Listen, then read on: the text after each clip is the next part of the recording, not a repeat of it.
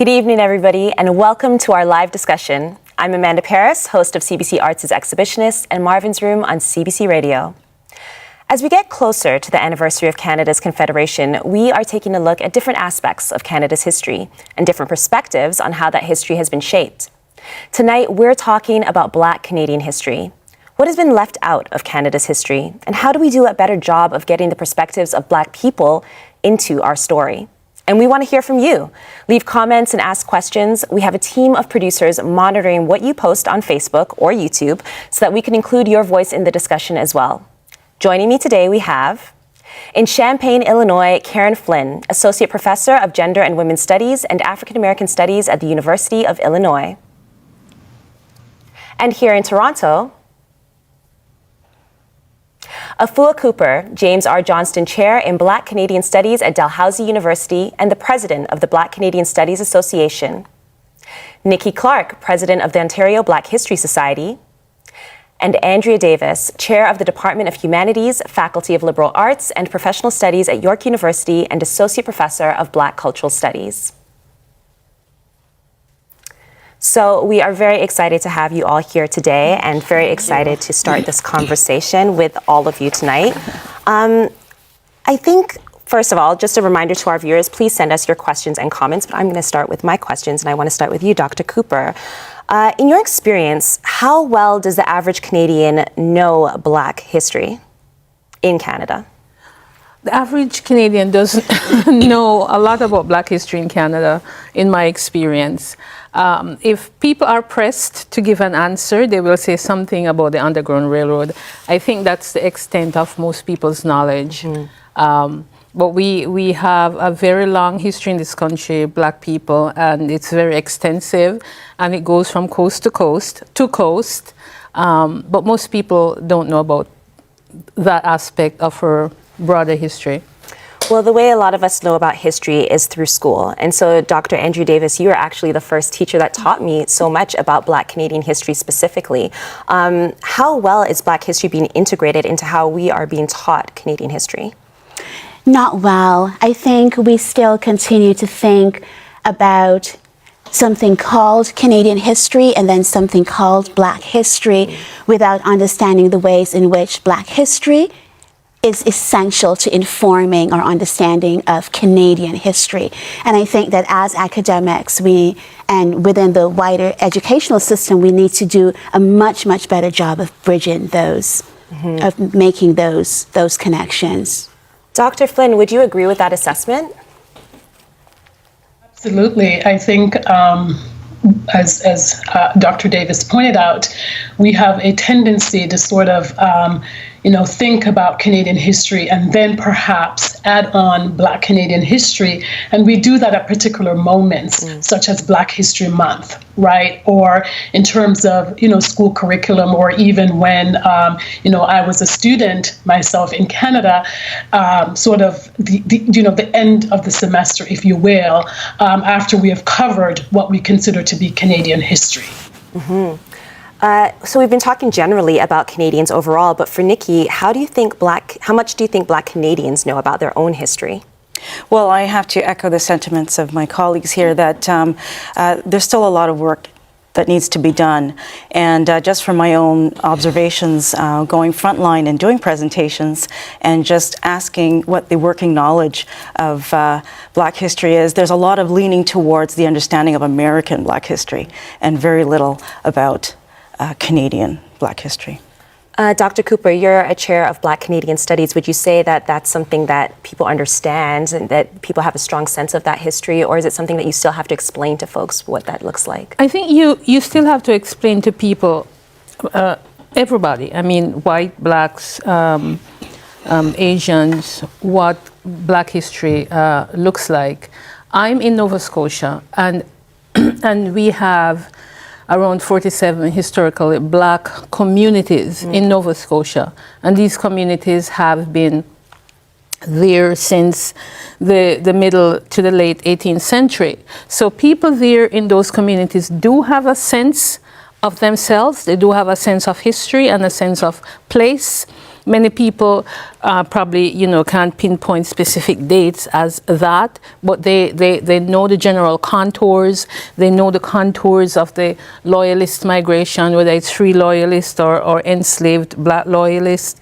They know the general contours of the history of the refugees of war of 1812 and the Maroons. So there's that historical knowledge, there's that historical presence within that particular space of Nova Scotia and New Brunswick to some degree, which unless you really delve deep, you don't find that in other provinces. But I should say, though, that things are getting better through the efforts of organizations like the Ontario Black History Society and other organizations, both people within the academy, that is people like myself and Andrea and others, and people outside the academy, like Nikki, Coney in Alberta, for example, folks in British Columbia are making that effort. And for me, I'm chair of Black Studies at Dalhousie University, but one of my objectives, which it's always been in my life as a Black person in Canada, as an academic, is to bridge this gap between the academy and community, because as academic people, we study this knowledge, we go in the archives, we extract knowledge, but how do we disseminate that knowledge to everybody? It's not just for us in the ivory tower or in the ebony tower. So, Nikki, I see you nodding. You're on the front lines. You're doing a lot of community work. What are your thoughts about that, about making this knowledge accessible, about finding ways to share this knowledge with a larger group of people than are in the ivory tower of the academy? Well, that's a great question, and yes, the mandate of the Ontario Black History Society is to promote, protect, and preserve Black history. And we go out, as you mentioned, into the front line. We go to school boards, and we fill in the gap that's missing in the school curriculum. And then we also go into boardrooms of corporations and fill in that information as well. So it just comes to the point where we just need more numbers to as Dr. Afua alluded to disseminate this information, and we need interest. And we need the resources to make it happen. If we can have everyone collaborate on this effort, I think it would be a smoother functioning, but like I said, we're work in progress. So we have a comment from one of our viewers, Kathy Grant. She wrote, "It is up to us to ensure our stories are told. Canada has a rich Black Canadian history coast to coast. You have to push and make sure it gets in the classrooms, the museums, and the exhibits." So I'm going to point this to you, Dr. Davis. A lot of your work is not just in the realm of history, it's showing our history through literature, through art. Can you talk a little bit about sharing this knowledge in ways outside of the academic study? I think I'll go to your question a slightly different way. I think that one of the things that's so exciting about Canada as a Black space, and we don't say that often, is the way in which it brings together these multiple diasporas, right? So these multiple intersections of experiences. So people who have been here historically for a very long time, post kind of 1950s, 1960s immigrants largely from the Caribbean, and then continental Africans, and then a steady influx of African Americans at different periods. So the history itself is interconnected, and then the discourse, or the ways in which we enter it through, is also multiple and diverse in a way that you don't really find in other places. So the U.S. tends to be, right, I mean, certainly no Black cultural production is homogenous, but tends to be more discrete in a way that is more diffuse in Canada, which I think is wonderful and opens up these fabulous spaces for us to think about Blackness in unique ways that are fed also, or can be fed also in part by our own narrating of ourselves as a different kind of multicultural nation. And I think that the artists are the ones who are really talking about that in powerful ways. So even hip-hop artists, Canadian hip-hop artists, and the writers, so Dion Brand or Essie Adugian, in her novel, The Second Life of Samuel Tyne, in which she talks about a Black community in Western Canada, in Alberta. Dion Brand's novels, which which talk about what it means to live in multiple locations of the diaspora and to narrate that through the experiences of Blackness. And then the work that cultural studies theorists like Ronaldo Walcott are doing, or Catherine McKittrick is doing through geography. I think those are all important entry points into thinking about what it means to be Black in Canada. So Dr. Flynn, I see you nodding over there. And I know that you can talk a little bit about that contrast between the United States and the Canadian experience. You're teaching over in the United States, but you obviously have a Canadian perspective that you're bringing to the table. I do, and so one of the things that I recall in terms of my own personal experience at the University of Windsor as a master's student was the shift in my own consciousness about what it means to do my work and focus that work on Black Canadians and Black women specifically. And so it's often very interesting teaching in the United States in a department that is African American Studies, and actually really sort of introducing, students and faculty and particular students to the fact that Black people have lived in, have had this long history in Canada, and they're often very, very, very, very surprised that that's the case. And students will say, oh, I didn't realize, that Black people had this long history. Well, thanks to people like Drake, right? Hip hop R&B artists like Drake, students are becoming, a little bit more familiar with the fact that yes, Black people have lived in Canada and also contributed to this idea of nation building. And sometimes we tend to forget, right, the contributions of Black Canadians to Canada's nation building enterprise and project. Mm-hmm. I'm curious from everybody, really, what do Canadians lose by not having this history represented? What is the country losing out on by not having this history well known? And anybody can jump in for this.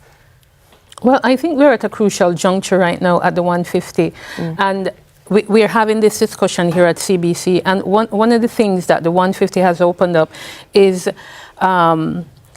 this idea. Everyone is coming out now and putting forth their idea or their ideas on the table. And that's fantastic, because people are realizing that the country is losing, or the country will lose, if all these voices are not heard, if all these stories are not told. So I'm actually excited to be where we are, because it's not just about cakes and balloons anymore, or blowing off a big bugle. The 150 has opened up all these spaces, all these opportunities for us to have this discussion. The whole idea of the two solitudes, that's gone. Yeah. I don't even think that's taught in school anymore. I'm not sure. I'm not in high school. It's certainly not taught in universities anymore. That's gone. We are at this multicultural moment. And in this multicultural moment, we people who work in Black history, who work in Black studies, are saying that this is who we are, this is where we are. But at the same time, though, we have been doing this for at least 100 years. 50 years, if I'm pushed, this idea of putting Black history or Black studies on the Canadian map has been going on for a long time. It has been going on for a long time. So it's not something new, as has been said here. What we need are resources. My chair at Dalhousie is the only Black studies chair in all of Canada. It's the only academic chair, Black studies chair in all of Canada. We need more of something like a chair. We need more to center these studies, to center this experience, because Black people have been here. We know the documents tell us, if we go by the documents, since 1604. That's over 400 years, and talking about the multiple streams, the diverse streams. And so from 1604 to present time, maybe the vast majority of us came after the Second World War, but this is a tremendously long history in this country. So Blacks have been here before the English came here. I just want to say that. Yes. So I want to go back to that starting point, but before I do, I want to find out from you, Nikki, do you feel as optimistic about this current moment as Dr. Cooper is expressing? Do you think that there's something brewing right now that is showing some progress, or do you have some different thoughts on that? I think it is exciting, and I am a hopeless optimist in that there is a movement for people to embrace diversity and to be open to the stories, the illustrations of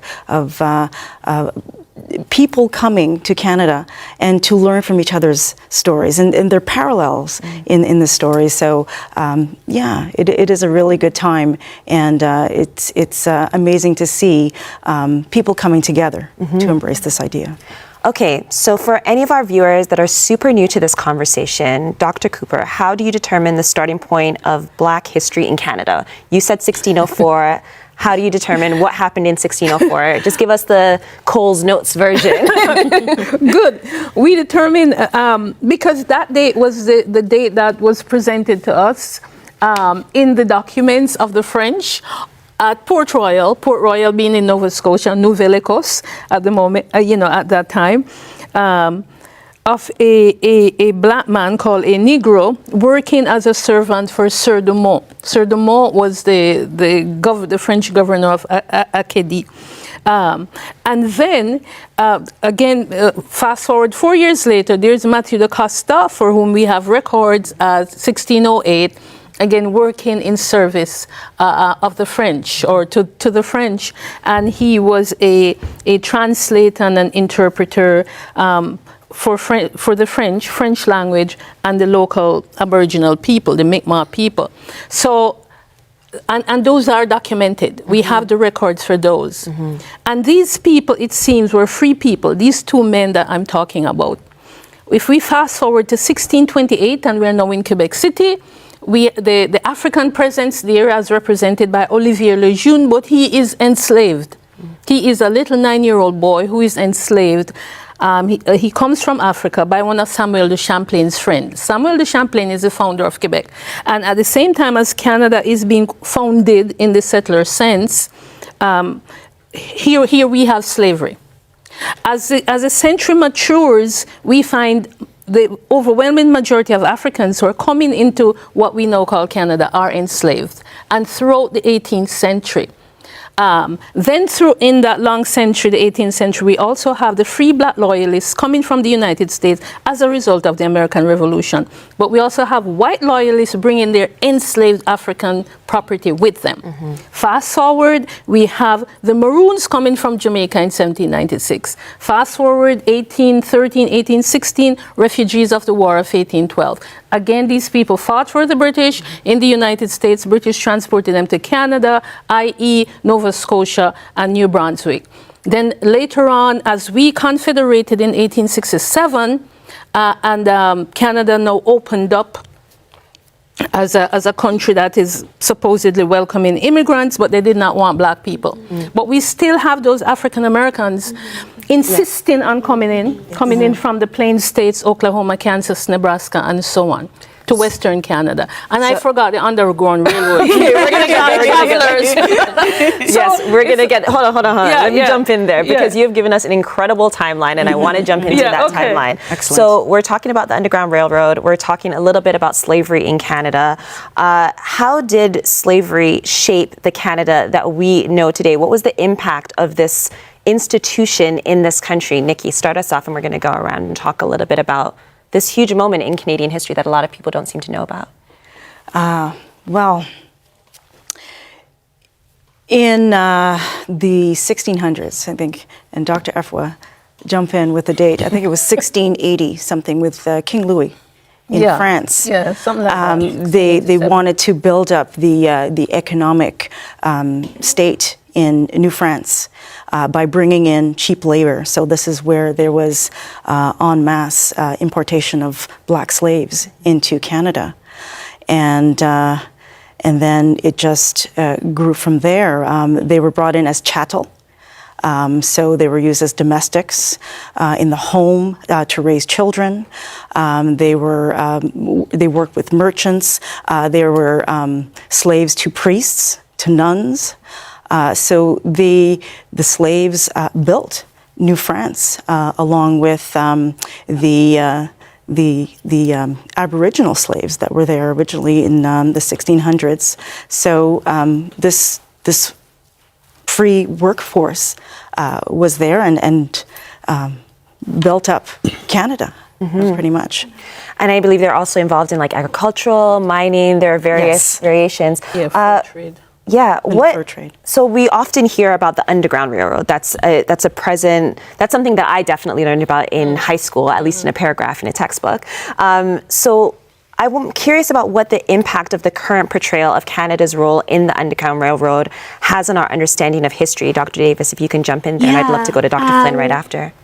That's interesting. That's a really good question for the moment, I think, because we have that kind of historical narration, right, that continues to the current moment about Canada as a particular kind of liberal democracy. I like to call it an exceptional democracy that the Underground Railroad feeds into and narrates and re-narrates over and over again. And I think the moment that you alluded to with Nikki, right, the moment in which we stand is not just a Canadian moment, it's a global moment where we know that something is happening right now and that 10, 20 years, 30 years, the historians are going to look back and talk about that moment. And we're, certainly for me, right, as an individual, but also as an educator, thinking about the ways in which I can intervene in that moment to produce something that is productive.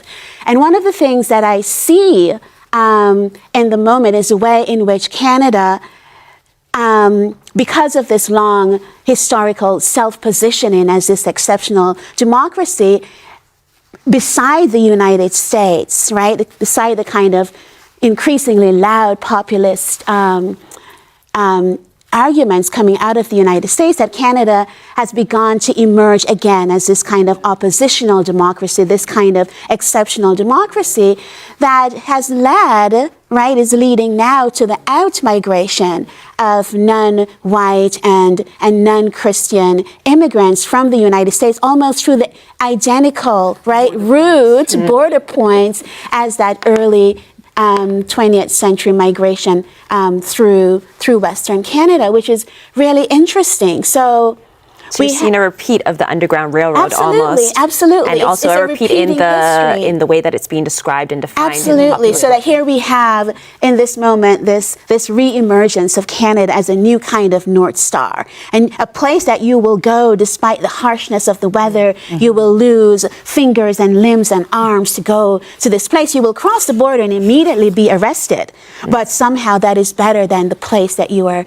And it's deceptive. It's a deceptive narrative that still continues, and that is a narrative that still makes invisible Blackness in Canada, because to make Blackness in Canada visible is to narrate another kind of democracy, which we're not always comfortable doing. So I want to talk a little bit more about that invisibility in Canada. Dr. Flynn, if you can talk a little bit about this idea of, one, the Underground Railroad making Canada this site of freedom, but also how that invisibilizes the contemporary context of Black Canadians living here, and also a historical context of Black Canadians and the struggles that they've gone through on this land and in this country. Right. So in terms of the Underground Railroad is critical to how Canada as a nation constructs itself. And it constructs itself vis-a-vis the United States, as Dr. Davis pointed out. So we don't have, at least we tell ourselves, we didn't have the KKK. Some of us believe that no slavery existed in Canada.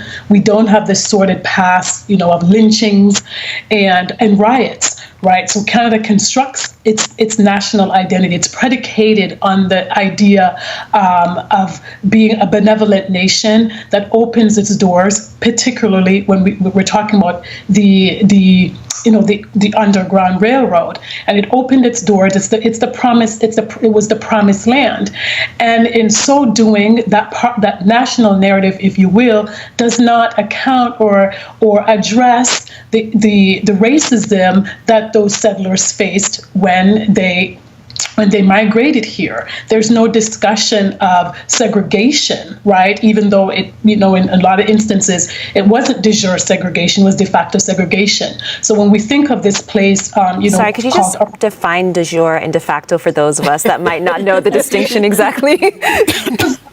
Okay, Okay, so de jure would be sort of legalized, legalized segregation, right, as manifested in the southern United States, and de facto would just be sort of informal kind of segregation embodied in our schools, for example. A lot of Canadians are not aware that at one point in our history, we had schools that were segregated. Right, and I believe that the last was 1963 that the Ontario closed its doors to a segregated school. So in constructing this national narrative, those particular issues are left unaddressed, right? Similarly, in sort of you were talking about this question of invisibility. In terms of the history itself, we are selective when we sort of evoke Black Canadianness, and we evoke Black Canadianness through that narrative of the Underground Railroad. Right, and of course that has a lot of implications for how we narrate Canadian history, how we memorialize Canadian history, and how we tell and even write that history. So you brought us to a really interesting point. A lot of the time when we talk about this idea of a civil rights movement, it's specific and very consistently a United States and an American perspective and context. I don't even think I hear the term civil rights movement used in a Canadian context. Can you talk a little bit about what the civil rights movement looked like here and the fact that there was one and there was a fight against the segregation that you're speaking about? Right, and so one of the places that in terms of my own research that I looked at was Dresden, right, in the sort of 1940s and 50s, and that particular place was really a hotbed of civil rights activities, much of which we know very little about. There was an organization called the Dresden Unity Dresden Association, and they had and it was a sort of a multicultural organization that came together to address what folks would refer to Dresden as Little Dixie because of the segregation that existed in that community in terms of Black people not being excluded from hotels, restaurants, right? And we see that in the dawn of tomorrow, the Canadian Negro. And so when we think about civil rights activism, I think it's important to also expand the paradigm to think about newspapers, right, as being a part of the civil rights movement, if you will. So the Dawn of Tomorrow, the Canadian Negro, these Black newspapers, the editorials they wrote, they're bringing awareness, or even going farther back to the Canadian the provincial freeman, the voice of Henry Bibb's Voice of the Fugitive, right? That these newspapers were also a part of the civil rights movement. We've got a lot of organizations: United Negro Improvement Association, the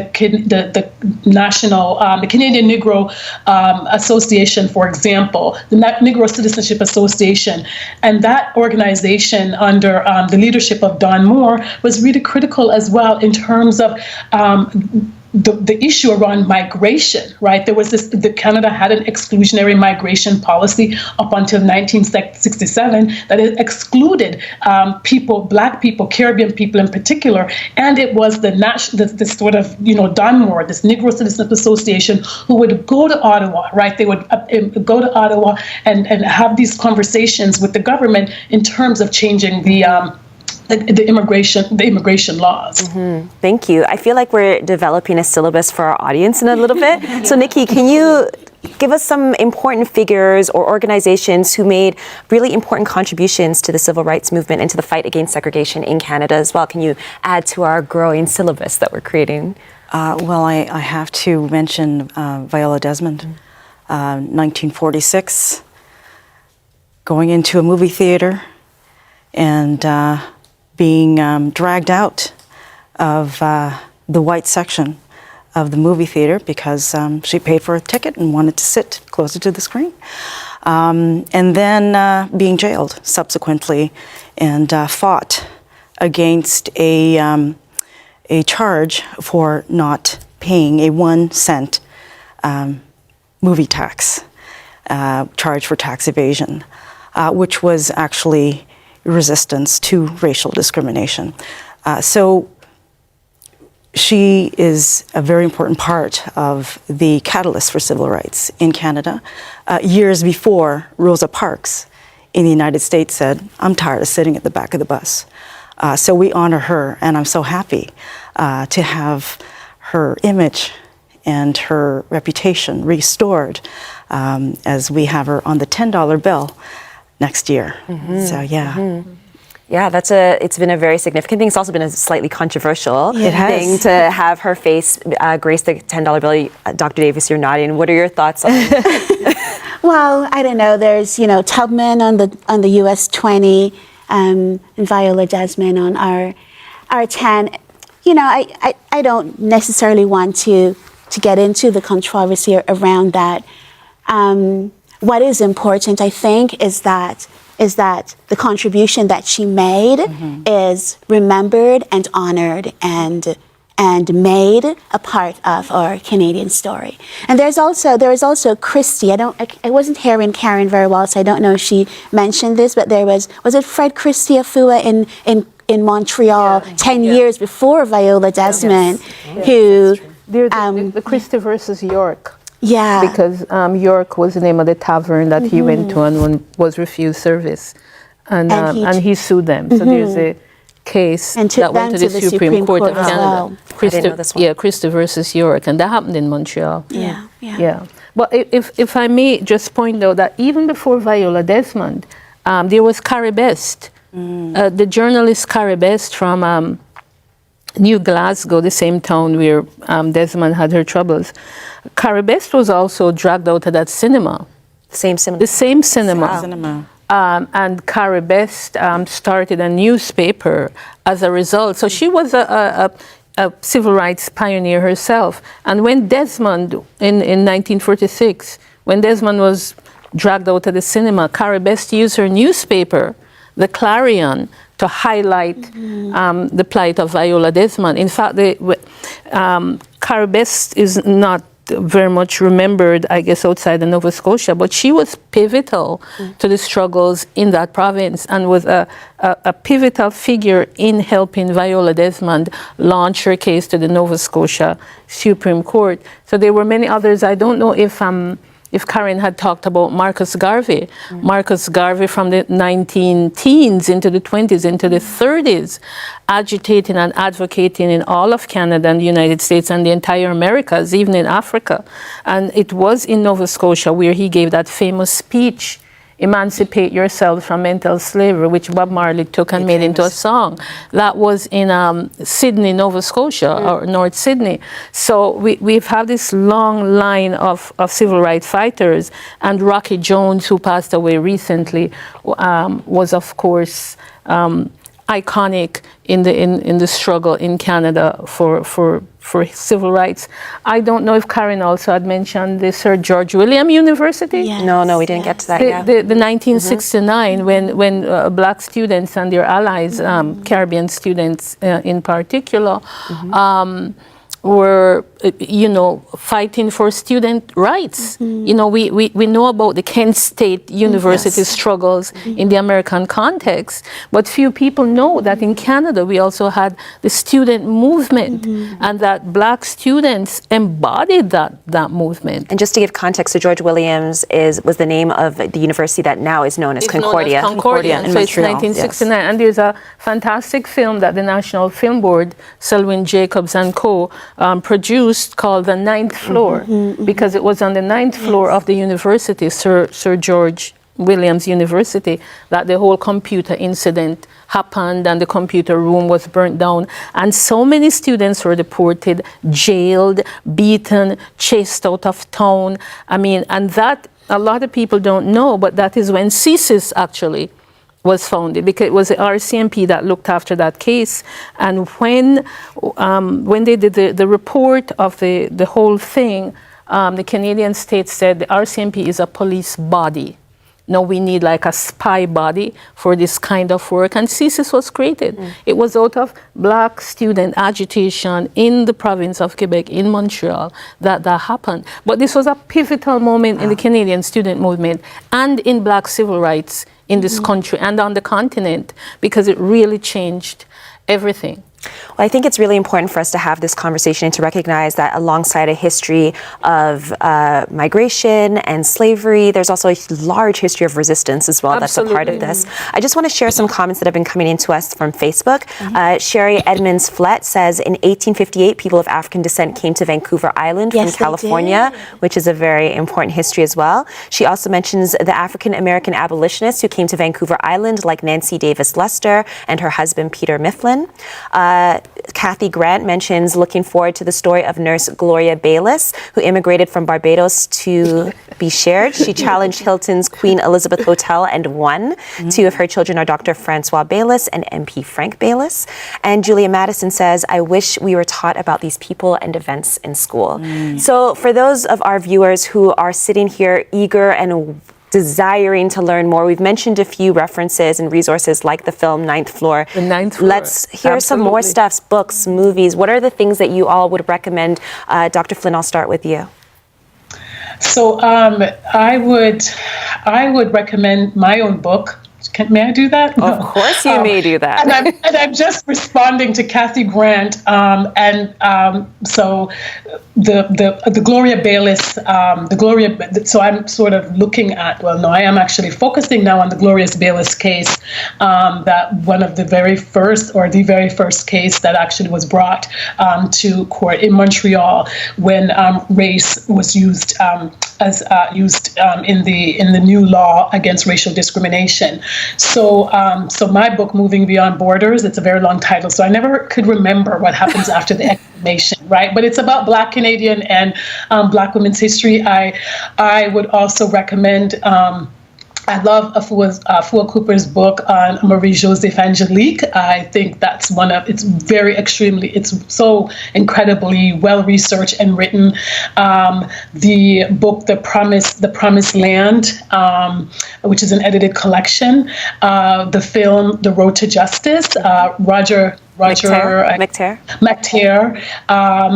The Ronaldo Walcott's book, Black Like Who? Yes, Catherine McKittrick's book. I mean, there is a ton of resources. And I also think, I think Dr. Davis mentioned this earlier, the novels, a range of novels, those even written by Black Canadians. I would also submit that we need some more studies on the church. I know that I forgot Afua, you might remember the author who's written the book on Reverend Jenny Johnson. Dr. Cooper, she was asking if you remember the book that was written about Reverend Jenny Johnson? The author of the book? Yeah, it's by Nina Reed Maroney. Nina Reed Maroney. Yes. That's a nice book. It is. It really, because I think that's one of we haven't really talked about in this discussion as well, is the role of the Black church, right, as a space for not just it just didn't serve the spiritual didn't just feed the spiritual needs of the community, but it served the social community, the social needs of the community. And we haven't really talked about the role of the church. So I think that's also, when we think about civil rights, expanding the paradigm to include the churches as well. Yeah, as you mentioned the church, I'm thinking about the role of the church in Black communities in Canada. I'm thinking about the history of Africville and how central the church was there as well, too. Right, exactly. I want to pivot over to Nikki, though. What are some resources that you would recommend for folks who are interested and eager to learn more about Black Canadians here? And it can be books, movies. Well, as a former educator of young children, early childhood education specifically, it's very important for children to have the knowledge very early and to have their identity set it at an early age. And that's why I would recommend the story of Albert Jackson, who was the first Black postal worker in Toronto, and the pressure that was put in his community with Sir John A. Macdonald, because as he went through the journey of becoming a postal worker, there was resistance to him being there, and he was kind of taken off from that position for a moment in time and then restored, and also opened up also the movement for the labor movement to really be refined in that particular area. So that book can be found at a different book list, as well as a wealth of other in Toronto, a wealth of children's books and other books where people can tap into Black history from the different corners of the earth. Dr. Cooper, any recommendations? Well, can I recommend my book? Okay, everyone can recommend their own books. Please do. Okay, Actually, just so that you know, I don't know if you could hear, Dr. Flynn also recommended your book. Okay, she said so The she Hanging of recommended Angelique. my Yes. book, so I won't say that. The Hanging of Angelique. I'm also going to recommend Harvey Amani Whitfield's book, which is just hot off the press. He's a historian at Vermont. And it's called North to Bondage, Loyalist Slavery in the Maritimes. I also think of David Austin's book, Fear of a Black Nation. I just read that, yeah. Fear of Black Nation. I was going to say Fear of a Black Planet, but that's Public Enemy. Fear of a Black Nation, Montreal in the 60s, by David Austin. Then there's Bolu Ebanda de Berry. He edited this book that Nina Maroney is also in. It's called The Promised Land. And, it's one of those titles that you said there again, but some fantastic essays in that book called The Promised Land. Tons and tons and tons. It's okay, we can also... there is also a hashtag. Oh, yes. You can look for the hashtag. Black Canadian Syllabus. Black Canadian Syllabus. And it has a lot of great reads. So I would recommend the hashtag Black Canadian Syllabus. It is a great one. So, yeah, lots of... And I have... Nikki mentioned the young people in primary school. That's amazing. I have 2 kids' book. My name is Henry Bibb, Story of Slavery and Freedom. My name is Phyllis Wheatley, Story of Slavery and Freedom. And it's for that age group. Oh, yes. I have both of them for my future children. Oh, wonderful. Then there's a Rocky Jones autobiography, because oftentimes, biographies and autobiographies are fantastic, right? And so Rocky Jones, edited by also George Eliot Clark and James Walker, on the life and times of Rocky Jones. It is tremendous. I would recommend that everybody must read that book, because it's about a Canadian civil rights pioneer and icon. So there are tons. Check out the hashtag Black Canadian Syllabus. And Dr. Davis, you introduced me to my first set of literature about Black Canada, and I literally came in today to the studio with my old syllabus from undergraduate school that I was reading last night to just refresh myself on everything. So can you give our viewers any other recommendations on what they should check out? I'll offer foreign novels that allow us to look at 4 different geographic spaces. So Essia Dugan's The Second Life of Samuel Tyne, I mentioned earlier, which looks at a Black community or Black communities in Alberta. Merut Sarsfield's No Crystal Stair, which looks at Montreal in the mid-20th century, the early to mid-20th century. Dion Brand's What We All Long For, which talks about Toronto. And Larry Hill's novel, The Book of Negroes, which is Eastern. And all was also Canada. made into a television series that CBC did, FYI. It's really good. Yes, of course. I read a wonderful article written by Dr. Afua here about Angelique. Nice, very nice. Yes, Thank you. I appreciated that. Thank you. We have some more recommendations from online on YouTube. Fundy56 says that the NFB has a great collection of documentaries, very true, on Black Canadian experiences, such as Speakers for the Dead, Journey to Justice, which was also already mentioned, The Road Taken, and Remember Africville. Ninth Floor can also be found there, as well as Sisters in the Struggle. And a lot of those are free, actually, on the NFB website, and some you can rent for a very affordable price if you are already subscribed to Netflix. So I want to go around and ask, what gives you hope? What is the thing that is giving you hope right now about this situation in this contemporary moment? Dr. Flynn, I'm going to start with you. Yes, well, Black Lives Matter Toronto gives me hope. The the work that they're doing is so instrumental, and of course they're building on already a long established legacy. I think that the work of individual people in and around in Canada gives me hope. I think that sometimes we forget the unnamed people, the parents, the aunts, the uncles, family members, our unnamed community people who resist daily, resist racism, resist all kinds of microaggressions. And I think that I think about those people. I think about those unnamed people who continue to teach their children a way to feel that they belong to the Canadian nation, that we're not outside of the Canadian nation, that we have a right and we belong to the Canadian nation, but we don't think about those people. And the unnamed people, also give me hope. Thank you for that, Dr. Davis. Black Lives Matter Toronto gives me hope because it's a movement that's needed and fresh and vibrant, and it's young. It's made up of young people, university educated, many of them in the trenches, brave and vocal, and second and third generation Canadians, not immigrants, who are naming this country as their own and demarcating the nation in ways that make sense for them. I think it's that, for me, is my hope. Beautiful. Nikki? Well, I was given a wave of hope on Saturday when I was invited, among other leaders in the community, to attend the confrontation against anti-Black racism at City Hall. And I was very encouraged when I saw Mayor Tory spend the day with us and to have these conversations in the different areas that have gone by in terms of 41 years of accumulated information and documents, and really nothing been parlayed into action. So to have us all there and give up our Saturdays and sit and have lunch and talk, real talk, about what's going on with policing, with housing, children's aid, all the things that have been identified as ills in the community, how we can make a change. That gave me hope. Dr. Cooper, what gives you hope?